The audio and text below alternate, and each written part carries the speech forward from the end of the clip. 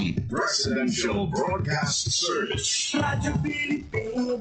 Radyo Publiko ng Bagong Pilipinas para sa Bagong Pilipino.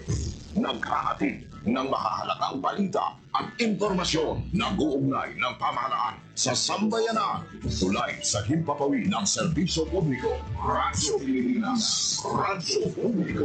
Ang boses ng Pangulo sa Iloilo. Radyo Pilipinas. 585 AM. Sa Radyo Pilipinas, alas 8:01 sa aga. Nagapanguna nga balita sa syudad, sa mga banwa, sa probinsya sa Iloilo, kag kaingon nga mga probinsya. Mga pananawon sa likod sa mga balita. Inyo mabatian sa Radyo Pilipinas Iloilo News. Mga balita na magasugata sa inyong nga aga.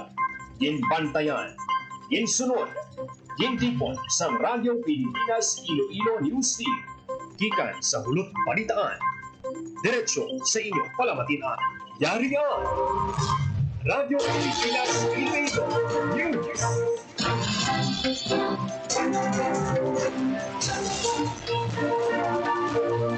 Mayong aga Pilipinas, good morning Western Visayas. Welcome sa Radyo Pilipinas News subong adlaw sa Biyernes. Abril 25 tuig 2025. Ako ang inyo tagpalita Junel Baklay kag karon sa aton balantayan kag mainit nga mga pangulong dinalan. Probinsya sang Iloilo nagapanganda na para sa pagpatuman sang RISE program. Enhanced police visibility ginmando ni Mayor Treñas kasunod sa duha kasunod-sunod nga insidente sa pagpangkastigo sa call center agent sa Mandurriang. 06 ginkumpirma ang pag-relieve kay IPPO Director Colonel Bayani Razalan. 24 oras ng operasyon sa Pier 06 nagresulta sa pagkakumpiska sang kapin 3.9 million pesos sang illegal nga droga. Barato nga bugas, prutas o tanon kag kakanin, imo kabakal sa merkado lokal sa City Hall.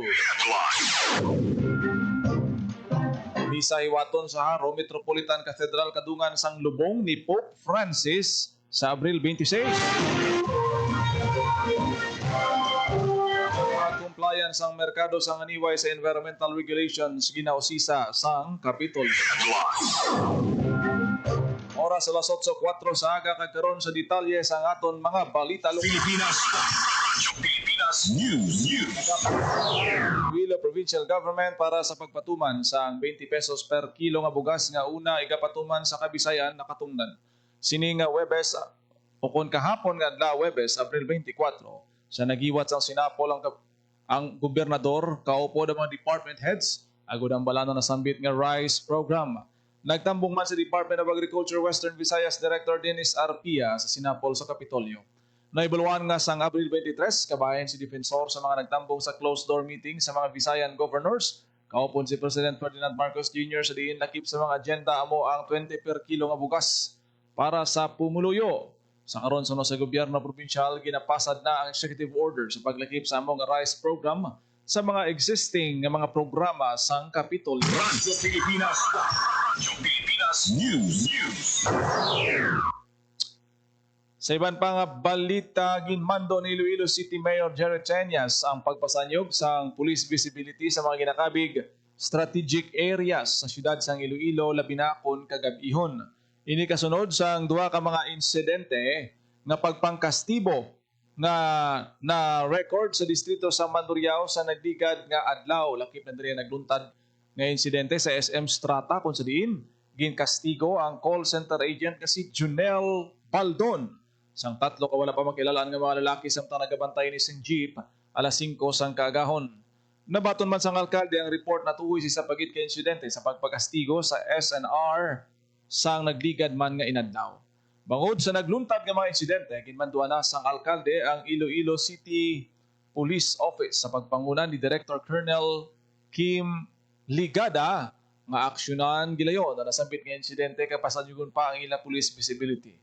Nagpasalig ang alkalde nga prioridad niya ang seguridad sa kada Ilonggo ganitutukan nila ang mga nasambit nga mga insidente. Nagpanugyan man siya sa publiko nga maging vigilante kag gilayon nga mag-report sa otoridad kung may dugang sila nga impormasyon na tuhoy sa suspect. Radyo Pilipinas. Radyo Pilipinas Pilipinas News. Pag-relieve kay IPPO Chief Director Colonel Bayani Razalan. Radyo Pilipinas. Radyo Pilipinas. Ni Paul Carroza.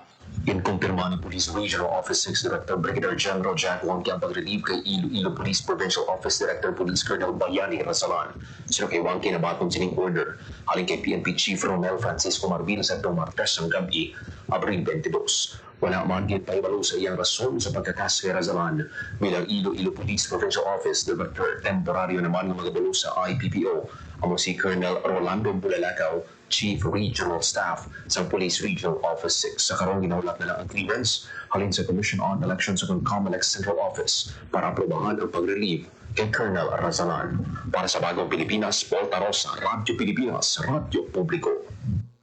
Samtang COMELEC Iloilo ginpasalig ang publiko nga may kapasidad sa pagdumala sa repair sa automated counting machine, technical and repair hub iga-set up sa kada probinsya gud magresponde sa posible technical issues. Sa detalye sang balita, Radyo Pilipinas. Radyo Pilipinas. Yung pasalig sa mataas na opisyal sa Commission on Elections sa COMELEC Iloilo na niyara sa kapasidad ng opisina sini nga magdumala sa repairs sa automated counting machine o ACM pananglit na magka-technical issue ang machine sa adlaw sa midterm election sa Mayo 12. Gimpayag ni Atty. Rainier Laizon, Provincial Election Supervisor sa COMELEC Iloilo na may kapabilidad o kapasidad ang ingatan na kapang sa pagsabat sa anuman na technical problems. Ginpasaligman sa Provincial Election Supervisor na may personnel na mag-standby para mag-repair sa ACM sa ila karatapan sa adlaw sa election committee duha nga extra ACM sa kada syudad ug munisipalidad sa Iloilo nga handa gamiton kung magpalya ang ACM na ginagamit sa isa ka polling precinct. Samtang ginpahayag man ni Atty. Lazon nga magabutan sa kada probinsya sa technical and repair hub para nga madasig na ma-repair ang mga ACM. Para sa Bagong Pilipinas, mga Grace Areñata, Radyo Pilipinas, Radyo Pilipinas. Radyo Pilipinas News. niya sa Police Regional Office 6 batok sa illegal nga droga naglabot sa 568 grams ang shabu ang nagabalor 3.9 million pesos ang kumpiska sa kapulisan sa sulod sa 24 oras nga operasyon. Ini resulta sa lima ka operasyon na ginpatigayon sa Western Visayas. Alas 5 sang aga sang Abril 23 ug Abril 24 sa diin anom anadakpan. Sa anom kumanadakpan apat ang high value target individuals, duha ang street level individuals. Pinakadako nga operasyon ang ginpatigayon sa Regional Police Enforcement Unit matapos makumpiska ang 2.4 million pesos nga balor sang shabu sa Commission Civil, Barangay Luna Haro, Iloilo City. Nakakumpiska naman sa masobra 1 milyon ka pesos nga balor sang illegal nga droga ang Iloilo Police Provincial Office sa Barangay Bakhawan Sur, Concepcion, Iloilo. Radyo Pilipinas. Radyo Pilipinas News. 42.5% ang ginubo sang focus crime sa siyudad sang Iloilo. Ang focus crimes kinalakipan sa murder, homicide, physical injury, rape, robbery, theft, carnapping, motor vehicle, kag carnapping motorcycle. Sa datos sang Iloilo City Police Office, umalin Enero tubtob karon nga bulan sang Abril, 73 lang ka focus crimes na record. Mas manubo uni kumpara sa 127 sa naligan nga tuig. Suno kay Joy Fantilaga, spokesperson ni Mayor Jared Treñas, ang nasambit nga datos nagapakita sang kaepektibo sa kapulisan sa pagpasangkad sa public safety kag law enforcement operations. Apisar sa manubo nga krimen sa syudad, ginmanduan sang alkalde ang ICPO sa nga pabaskugon pa ang police visibility labi na sa mga strategic nga lugar kaangay sang call center nga naga-operate 24/7. Biyan pa siguro naman sang alkalde nga magapabilin nga safe, secure kag mainabi-abihon ng syudad sa tanan nga pumulo. Radyo Pilipinas. Radyo Pilipinas News. Barato nga bugas, prutas, utanon kag makakanin mihimo ka mabakal sa merkado lokal sa Iloilo City. Radyo Pilipinas. Radyo Pilipinas News. Talya sang Temprano pa nga nagpila sa Kadiwa Store sa Iloilo City Hall ang empleyado nga sa Edward Borda matapos madaluan na may barato nga bugas nga ginabaligya ang Department of Agriculture. Ano kay Edward, dako ini nga bulig sa iya pamilya kag ini nga bugat sa bulsa pangod barato kung para sa nabaligya nga regular meal price sa merkado. Nagalao man ang tricycle driver na si Rolly Lorista na masugura na gilayon ang pagbaligya sa 20 pesos kada kilo nga bugas sa Kadiwa Stores sa sini may alternatibo nga pilian ang mga kinakulang sa budget kasubong niya. Pagluwas sa barato nga bugas may ginabaligya man nga preska nga utan, prutas, kakanin, fruit shakes kag madamo pa. Sa ginahiwat nga merkado lokal sa Iloilo City Government na magalawig tugtog subong nga adlaw. Para sa Bagong Pilipinas, Junel Baclay, Radyo Pilipinas, Radyo Pilipinas. Radyo Pilipinas News. Nanamdom sa Civil Service Commission sa tanan nga mga empleyado sang gobyerno kalikawan ang mga buluhaton nga makabig bilang partisan political activity karon nga panahon sang eleksyon. Lakip sa ginadumilian ang pagpakigbahin sa political rallies o kon mangin delegado sa political conventions. Bawal man ang pagpanapik o kung pagpanagtag sang campaign materials, pagsuksok sang t-shirts, pins, caps o kung anuman nga election paraphernalia, pagpalista kung pagparehistro bilang kabahin sang partido o kung political organization, paggamit sang salakyan sang gobyerno sa anuman nga aktibidad may kangtanan sa pagpangampanya o kung eleksyon. Bawal man na gamito ng social media account para direkta nga mag-inganyo o kung magpangayo sang boto para sa isa ka kandidato o kung partido. Ginatag naman sang CSC nga hindi sakop sang pagdumili ang mga opisyal sang barangay kag sangguniang kabataan. Ginpanugyan sang civil service sa tanan nga empleyado sang gobyerno nga ipabili ng pinakamataas nga standards of conduct, halungan ang pagsalig sang publiko kag ipadayon ang integridad sang serbisyo publiko. Radyo Pilipinas. Radyo Pilipinas News. Sa hiwaton sa Haro Metropolitan Cathedral kadungan sang lubong ni Pope Francis sa Abril 26. Radyo Pilipinas. Radyo Pilipinas. Palitan ni Marian Grace. Isa kami sa ang hiwaton sa Haro Metropolitan Cathedral sa Iloilo City sa Abril 26, kadungan sang funeral mass para kay Pope Francis. Hiwaton ng misa sa alas 4 sa hapon sa Sabado, kadungan sang alas 10 sa aga local time sa Vatican. Ginpayag ni Archbishop Medical Billones ang Archdiocese of Haro na nagpapakig-on ang Archdiocese sa pagtalingwan sa Santo Papa kag ginapasalamatan sa simbahan ng Diyos Apostoliko nga pagpangunan ni Pope Francis kag sa wala kakapoy sini nga pagpanaksi sa kaluoy kag paghidait kag nagapadayon nga gugma para sa katauhan. Ginaagda ni Archbishop Billones ang kanang kapariang, religyoso kag lay faithful inibinagikan sa syudad nga magbulog sa paghalad sa santos nga misa. Ginhaylo man ni Most Reverend Billones ang kanang parokya sa duwa sang syudad nga magniwas sang ilang kaugalingon nga misa kadungan sa alas 4 sa hapon nga misa sa Haro Cathedral kag sa mga hindi naman makahiwat bangod sa ilang schedule of activities sa nga makahiwat sa misa sa mas temprano nga tion. Para sa Bagong Pilipinas, Marian Grace Arañata, Radyo Pilipinas, Radyo Pilipinas. Radyo Pilipinas News. Nagbisita sa Office of the Election Officer sa Iloilo City Comelec pila ka katapos ang European Union Election Observation Mission sang Abril 23 sagod magkandak sa observation kag evaluation sa mga electoral activities may kangtanan sa nagilapit nga May 12, 2025 national and local elections. Mainit ang abi-abi Attorney Pinky Tentativa, Comelec Iloilo City Election Officer si Eleni Luano sa iya opisina. Lakip sa ila na istoryahan na mga gidhiwat nga electoral preparations kag pre-election activities. Ang internal observation nagapabaskog man sang bilateral exchange sa ginapatigayon nga mga electoral preparations kag nagatuyo sa pagduso sang voters' confidence sa proseso sang piniliay. Radyo Pilipinas. Radyo Pilipinas News. Tigayon sang spot monitoring activity sa Haniway Public Market, ang Environmental Program Management Services Division sang Iloilo Provincial Government agod usisaon kung nagasunod ang merkado sa dayi para sa pagpangapin sang palibot. Lakip sa ginsiguro sang gobyerno probinsyal ang pagpatuman sang Ordinance No. 2019-193 nga nag-regulate sang paggamit sang single-use plastics kag styrofoam kag ang Republic Act 9147 o kun Wildlife Resources Conservation and Protection Act nga nagadumili isang illegal nga pagbaligya sang wildlife. Sa koordinasyon sang Haniway Municipal Environment and Natural Resources Office kag sang Market Supervisor, naaktuhan sang timang isa ka stall nga nagagamit sang plastic sandbags para sa dry goods. Sunod sa Kapitolyo, gimapanaugan sang citation ticket ang stall owner bangod sang paglapas sang lokal nga layi. Sa baylo nga plastic nagalaom ng provincial government nga magamit ang mga pumuluyo sang eco-friendly alternatives pareho sang bayong, eco bags kag madunot nga materyales. Sa piyak sini wala naman sang may naobserbaran nga paglapas sa Wildlife Resources Conservation and Protection Act ang PGENRO sa ila pag-monitor. Radyo Pilipinas. Radyo Pilipinas News. Job fair hiwaton sang Dole Region 6 sa maabot nga Mayo 1 masubra 10,000 ka job vacancies. Sarang maaplayan sa mga nagapangita obra. Radyo Pilipinas. Radyo Pilipinas. Report. Nagahiwag sa job fair ang Department of Labor and Employment Field Office 6 sa Mayo 1 bilang kabayo sa selebrasyon sa ika-23 nga Labor Day.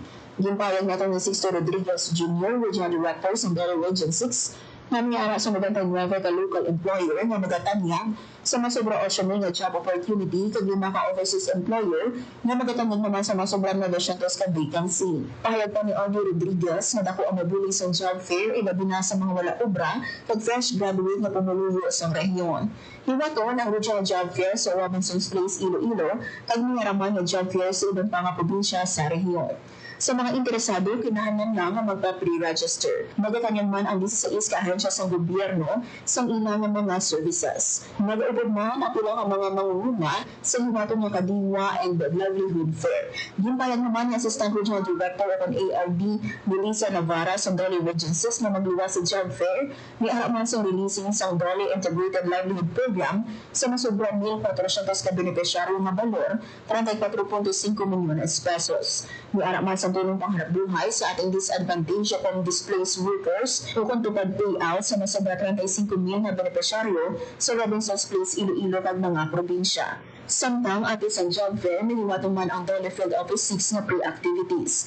Gimpayag ni Employment Promotions and Workers Welfare OIC Chief, Atty. George Ferraras II, na niliwatong nga labor run sa Abriabati sa isa na 5:30 sa aga nga bukas sa tanan. Wala sa registration fee ang fun run kag saraw makadaog sa cash prize ang top 3 finishers. Para sa Bagong Pilipinas, Noel Reza Reñaga, Radyo Pilipinas, Radyo Publiko. Radyo Pilipinas. Radyo Pilipinas News. Serbisyo Business Caravan ng Department of Trade and Industry Iloilo sa Island Barangay Sanggabi, Carles. Nga ginakabig isa sa pinakamalayo nga barangay sa Bugos nga probinsya. Katuyuan sa aktibidad nga mapakilala ang nanuhay-tuhay nga serbisyo sang ahensya sa mga negosyante kag luyag magnegosyo sa probinsya. Lakip sa mga ginpakilala sa caravan ang industry kag business development pati na ang nanuhay-tuhay nga kinamatarong sang mga konsumidor. Ginpatpat man sang Small Business Corporation ang ilang mga ginatanyag nga pautang ka mga kinanglanon nga dokumento para maka-avail sini. Ang Serbisyo Business Caravan isa lamang sa madamo ang aktibidad nga ginapatuman sang DTI Iloilo kaupod ang mga negosyo center sa probinsya agud pasanyugon ng pagnegosyo sa ekonomiya. Radyo Pilipinas. Radyo Pilipinas News. Department of Agriculture ginatingwaan gid nga maangot ang mga farmers kag ang ilang mga produkto sa pila ka mga buyers kag suppliers. Radyo Pilipinas. Radyo Pilipinas News. Detalye sang balita. Kinatingwaan gid sa Department of Agriculture na makakonektara mga farmers sa mga buyers agad na siguro nga mapuslan ang ilang mga produkto. Suno kay William Ofer Jr., Senior Research Specialist ng DA Western Visayas sa programa Usapang Agrikultura, kung maka-access sila sa manugkumpra kag manugbakal sang produkto, hindi na sila mabudlayan sa pagbaligya kag masustener ang ilang produksyon. Paagi man sa integrated farming system matap na ang pest infestation, magamit sa husto ang abono ang agricultural waste. Ang integrated farming ang makabigman nga climate smart mga ginatudloan ang mga nguma na makatanom sa nagkalain-lain nga crops sa tanan nga panahon. Sa Western Visayas sa mga agricultural caravan na ginapatigayon ang DA, kabuilog ang LGU agad mapahangop sa mga manguma ang mga teknolohiya sa pagpanguma. Bangod sini madasig ang pag-scale up sa programa kag napasanyog man ang ila produkto kag income. Para sa Bagong Pilipinas, Judel Maclay, Radyo Pilipinas, Radyo Publiko. Radyo Pilipinas. Radyo Pilipinas News. Mga pagtuon ang nalawsaw padayon na ginatipon sa Department of Agriculture Research Division agod magamit sang mga mangunguma sa integrated farming system. Radyo Pilipinas. Radyo Pilipinas. Detalye sang balita. Madamos ang pagtuon at pagparanawsaw ang ginatipon sa DA Research Division para magamit sa mga mangunguma sa integrated farming system. Nagapadayon ang Research Division sa pag-consolidate sa nagkalain-lain na protocols para sa integrated farming para maangkon ang target ng sustainable production. Ginpahayag ni William Ofer Jr., Senior Research Specialist ng DA Western Visayas sa programa Usapang Agrikultura, na may pilaman ka mga pagpanghangkat sa bahin sa mga farmers, ina ang kakulang sa ihibalo sa sistema sa integrated farming. Diri man nag-back up ang Department of Agriculture sa paghanas sa ilang mga farm techniques, technical expertise sa crop rotation, pagkondisyon sa ila duta at pagbulik sa pagbaligya sa ila produkto sa merkado. Sa karon madamo na sa nagasunod sa integrated farming system, suno kay Ofer, ang napamatuan na ang dako sining bulig sa food production kag income sang mga mangunguma. Para sa Bagong Pilipinas, Junel Baclay, Radyo Pilipinas, Radyo Pilipinas. Radyo Pilipinas News. Sa ibang pang balita, suno kay Saison Altis, Senior Science Research Specialist sa Department of Agriculture Western Visayas. Importante ang livestock research. Agod may improve pa produksyon sa mga magagmay nga mga manguma ka nagasagod sa livestock at poultry para sa kinahanglanon nga food security sa Western Visayas. Sa karon lakip sa ilang mga priority areas sa mga pagpasanyog sa Philippine Dairy Program paghatag sang focus sa pag-improve sang animal genetics agud makabenepisyo ang mga mangunguma sa mas mabakod kag resistant sa mga sakit nga mga breeds sang livestock. Ginatutukan man nila ang mga research para mabuligan ang mga mangunguma sa pagpahaganhagan sang epekto sang climate change kag pagpatuman sang animal health programs para sa pagpugong kag pagkontrol sa mga livestock diseases. Lakip man sa ilang mga priority areas ang mga pagtutok sang infrastructure support enhancement programs nga isang dalan, merkado kag processing centers sagod makabulig sa pagbaligya sang livestock kag poultry products. Radyo Pilipinas. Radyo Pilipinas. Oras sa Radyo Pilipinas sa sa Radyo Pilipinas. Radyo Pilipinas. Agin nyo nabatihan ang detalye sa mga panguna nga balita sa pagpangalagad sang Radyo Pilipinas nyo subong adlaw sang Biyernes, Abril 25 tuig 2025. Sa dugang pangabalita kag impormasyon, please share, follow kag like sa aton Facebook page sa Radyo Pilipinas Iloilo kag Radyo Pilipinas Community Group. Ako nagid lamang inyo alagad ang inyo tagbalita kada agad Junel Baclay. Ayong aga Pilipinas, God bless Iloilo. Radyo Publiko, Radyo Pilipinas.